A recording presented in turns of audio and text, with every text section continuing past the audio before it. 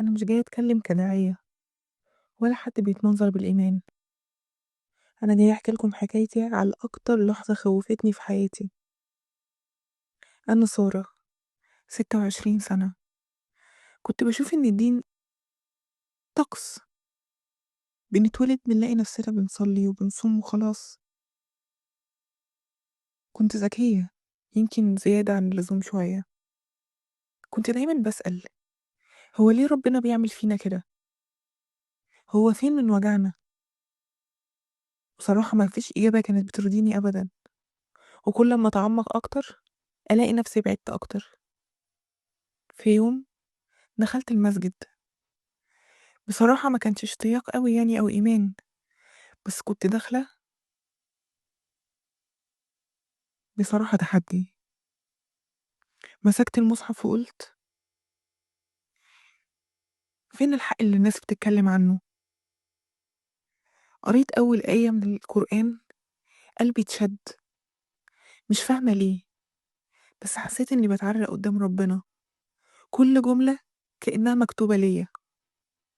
قريت أكتر ودخلت في سورة طه، والأول مرة حسيت بحاجة غريبة قوي. حسيت إن في حد بيطبطب عليا من جوه المصحف. منكرش إن قلبي لسه حجر. مرت أيام ولقيتني بقرا قرآن كل يوم. مش عارفة ليه، بس حاسة إن في حاجة بتشدني. وفي ليلة كنت قاعدة لوحدي وفتحت المصحف، كانت قدامي آية بتقول: بسم الله الرحمن الرحيم، أفحسبتم أنما خلقناكم عبثا وأنكم إلينا لا ترجعون. صدق الله العظيم.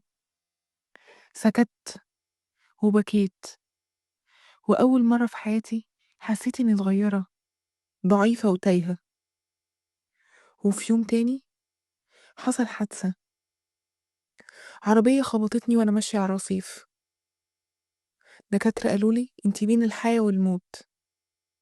وقعدت في العناية 3 أيام. كنت فايقة بس مش قادرة أتحرك ولا أتكلم، حتى مش قادرة أرمش. بس كنت سامعة شيخ جه لواحدة جنبي كانت ميتة وبيقروا عليها قرآن، وقرأت سورة الأنفال وقال: بسم الله الرحمن الرحيم، ولو ترى إذ يتوفى الذين كفروا الملائكة يضربون وجوههم وأدبارهم. أنا كنت مرعوبة، مش منهم لأ، بس من نفسي. أنا أنا كنت بتحدى مين؟ أنا اللي كنت بقول فين ربنا؟ هو هنا وبيطبطب عليا وأنا برفضه. بعد ما فقت قررت أبدأ من أول وجديد. مش بس بقيت أصلي، أنا بقيت أحب الصلاة. ومش بس بقرأ قرآن، أنا حاسة إني بكلم ربنا من جوه قلبي وأنا بقرأ. وكل يوم بدعي: يا رب سامحني إني كنت شاكة، وإنك كنت جنبي وأنا مش شايفة. لو أنت أو أنتي حاسين إنكم بعيد، مش مهم تبقوا مين ولا أنتوا بعدتوا قد إيه. المهم إنكم ترجعوا، لأن ربنا مستني اللحظة دي من زمان.